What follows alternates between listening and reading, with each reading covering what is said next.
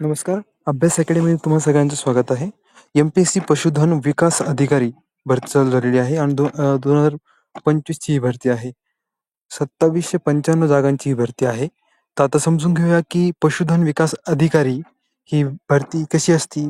Maharashtra public service commission MPSC मार्फत असते आणि ही department of agriculture, animal husbandry, dietary development and fisheries याच्या अंतर्गत सुद्धा येते. आता पशुधन विकास अधिकारी महाराष्ट्र संशोधन सेवा गट अ 2795 जागांची ही भरती आहे आणि ही भरती खूप महत्त्वाची आहे.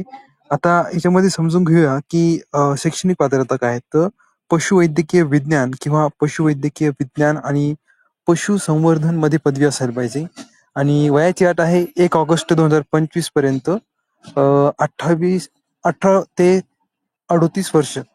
ओके. तर नोकरीचं ठिकाण असणार संपूर्ण महाराष्ट्र आणि खुला परवाना ओपनसाठी आहे ₹394 फी आणि मागासवर्गीयांसाठी आहे 294. तर याच्यामध्ये तुम्हाला ₹56,000 ते ₹1,77,000 असं सुद्धा तुम्हाला पेमेंट असू शकतं. ही वेतन श्रेणी आहे आणि हे मी PDF मधून काढलेलं आहे. तुम्हाला जर व्हिडिओ आवडला असेल तर चॅनलला सबस्क्राईब करा आणि अभ्यास अकॅडमीचा चॅनलला ह्या व्हिडिओला लाईक करायचं विसरू नका. धन्यवाद.